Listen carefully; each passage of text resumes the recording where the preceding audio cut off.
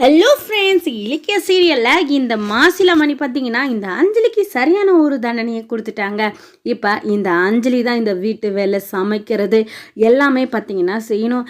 என்னது நானா எப்போ என்னை வீட்டு வேலைக்காரியவே ஆக்கிட்டாங்களே, எங்கே நான் ராணி மாதிரி இருந்தவ அப்படின்றலாம் இந்த அஞ்சலி பார்த்தீங்கன்னா ரொம்ப ஓவராகவே ஆட்டம் போட்டா. இப்போ சரியான ஒரு தண்டனை பார்த்தீங்கன்னா நம்ம மாசிலா மணி கொடுத்துட்டாங்க. இனிமேல்ட்டு நம்ம லட்சுமி வந்து ஃப்ரீயாக இருக்க போகிறாங்க.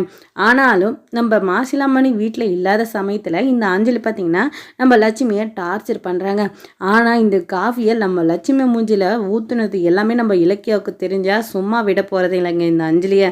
இப்போ ஏற்கனவே நம்ம மாசிலா மணி பார்த்திங்கன்னா இந்த சிந்தாமணியை ரூமில் அடைச்சி சரியான தண்டனை கொடுத்துட்டாங்க. இவ கூட நீ இருந்தால் தானே இவ்வளோ ஆட்டம் போடுவ, இவ்வளோ ரூமில் அடைச்சி போடுறேன், நீ இனிமேல்ட்டு காஃபி போடு, இனி காஃபி மட்டும் இல்லை டிஃபன் கூட எல்லாமே நீ தான் செய்யணும் அப்படின்னு சொல்லிட்டு நம்ம மாசிலா மணி சரியான கெத்தாக ஒரு தண்டனையை வந்து இந்த அஞ்சலிக்கு கொடுத்துட்டாங்க.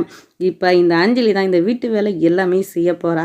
இப்போ இதுக்கு முன்னாடி பார்த்தீங்கன்னா இந்த அஞ்சலி கார்த்திக்கு ஃபோன் பண்ணி இந்த மாதிரி காசு வேணும், ஏன் அக்கௌண்ட்டு கார்டெல்லாம் லாக் பண்ணி வச்சுருக்கீங்க அப்படி இப்படின்ட்டு கேட்டு இந்த அஞ்சலி பார்த்திங்கன்னா ரொம்பவே டார்ச்சர் பண்ணோம். நம்ம கார்த்திக் செம்ம டென்ஷன் ஆகுறாங்க. ஃபோனை வைடின்னு சொல்லிட்டு உடனே காலையில் ஏஞ்சி குடிக்கிறதுக்கு கிளம்பிட்டாங்க. நம்ம ஜானம்மா இலக்கிய கௌதம் எல்லாம் பார்த்துட்டு எங்கடா கிளம்புற, வாடா, நீ எங்கே போகிறன்னு தெரியும், ஒழுங்கு முறைதான் வீட்டிலே இரு அப்படின்னுலாம் சொல்கிறாங்க. உடனே கார்த்திக் இருந்துட்டு என்னை விடுங்க, குடித்தாதான் என்னோடய வேதனை எல்லாம் போகும், என்னோடய கஷ்டம் பற்றி உங்களுக்கெல்லாம் தெரியாது அப்படின்னு சொல்லவும் நம்ம இலக்கிய ஒரு பிளானை போட்டு நாங்கள் 2 பேரும் இந்த வீட்டில் இருக்கவே மாட்டோம், அந்த வீட்டை விட்டு ஃபஸ்ட்டு போகிறோம், நீங்கள் எந்த கேதினா போ அப்படின்னு சொல்கிறாங்க.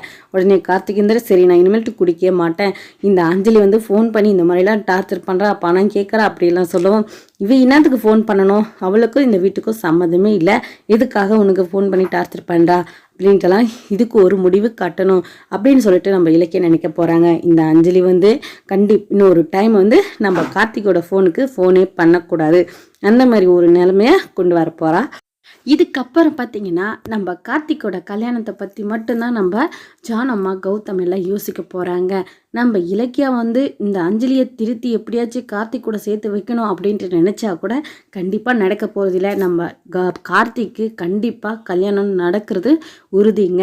அது மட்டும் இல்லாமல் இதுக்கப்புறம் தான் கார்த்திக்கும் நம்ம எல்லாருமே குடும்பத்தோடு சந்தோஷமாக இருக்க போகிறாங்க.